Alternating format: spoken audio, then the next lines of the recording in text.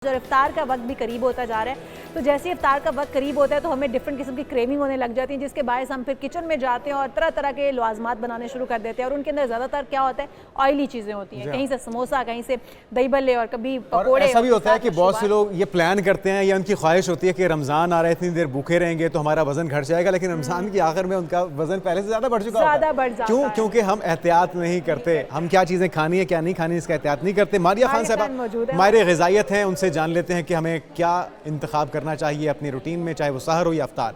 मारिया साहब, आप सबसे पहले आपको वेलकम कहेंगे पाकिस्तान मॉर्निंग, और हमारा मकसद ये है कि लोगों को रहनुमाई की जा सके।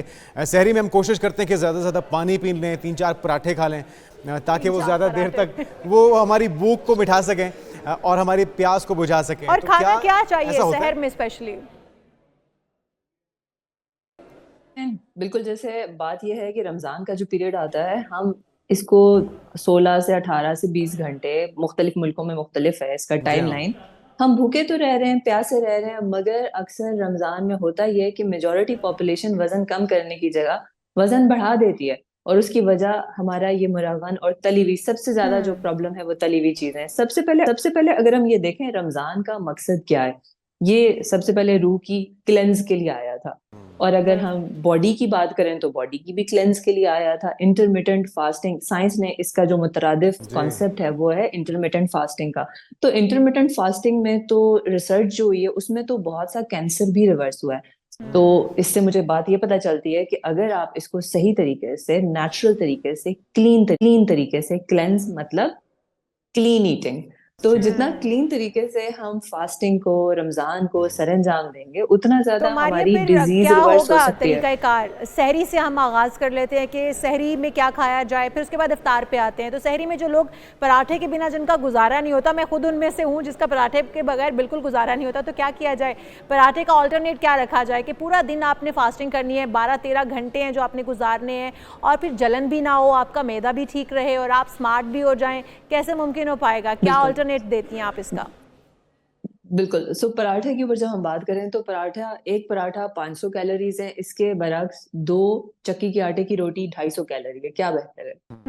तो जब भी ऑयल का इंतखाब का सबको समझने की जरूरत है। जब आप कंप्लेन करते हैं कि मेरा वजन बढ़ रहा है, मेरा पेट निकल आया है, 99% जो पॉपुलेशन है उसका यही दर्द है कि मेरा पेट निकल आया। तो अगर आप अपने पेट को कम करना चाहते हैं तो चर्बी वाली चीजें, जो चीजें और कॉम्बिनेशन क्या क्या होना चाहिए? 2 चपातियां अगर या 2 रोटियां खाते हैं, उसका कॉम्बिनेशन किसके साथ? 2 चपाती, दही ऐड करें, सालन ऐड करें। आपका सालन 1 टेबलस्पून। अब सालन में प्रॉब्लम नहीं है, सालन दाल हो सकता है, सालन सब्जियां हो सकती हैं, गोश्त भी हो सकता है, मगर उसको 1 टेबलस्पून ऑलिव ऑयल या कोकोनट ऑयल या देसी घी या मस्टर्ड ऑयल में बनाए। 1 टेबलस्पून।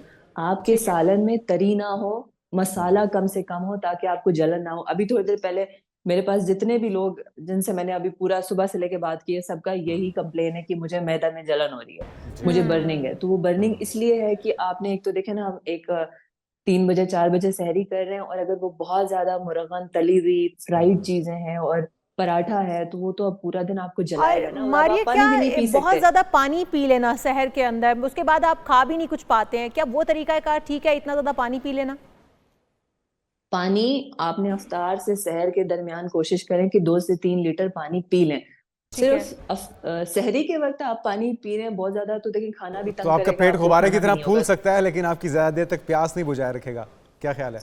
एब्सोल्युटली। अच्छा मारिया, लोग ये सोचते हैं शायद हम भी ऊंट की तरह पानी सेव कर सकते हैं, इसलिए वो ज्यादा से ज्यादा सहरी में पानी पी लेते हैं, और उन्हें ये लगता है कि पूरे दिन के लिए स्टोर हो गया और हम वक्त के साथ यूटिलाइज करते रहेंगे। क्या ख्याल है? तो अब अगर हम इफ्तार की तरफ आ जाएं, तो इफ्तार में भी हमारा तरीक़ाकार जो है वो यही होता है कि हम मुरगन ग़िज़ाएं जो कि हमारी ज़बान को अच्छी लग रही होती हैं, हम उनका इंतखाब करते हैं। उसमें फ्राइड समोसे आते हैं, पकोड़े आते हैं, डिफरेंट किस्म के रोल्स आ जाते हैं, पूरी एक रेंज है ना फ्राइड आइटम्स। तो वो इतनी फ्राइड आइटम है कि उनको अगर गिनने लग जाए ना तो टाइम खत्म हो जाएगा। तो वो बताइएगा कि क्या सारी स्किप कर दें या थोड़ा बहुत खा सकते हैं? अगर आप इसका थोड़ा सा मुआयना करें, इसकी कैलोरीज पे बात कर लेते हैं। एक नॉर्मल इंसान, अगर आप चाहते हैं कि मेरा एक अच्छा नॉर्मल वेट रहे, मैं हेल्दी रहूं, तो आपको ना नॉर्मली 1800 से 2000 कैलोरीज एवरेज जनरल पब्लिक के लिए बात करें, 1800 से 2000 दिन में कैलोरीज खानी चाहिए।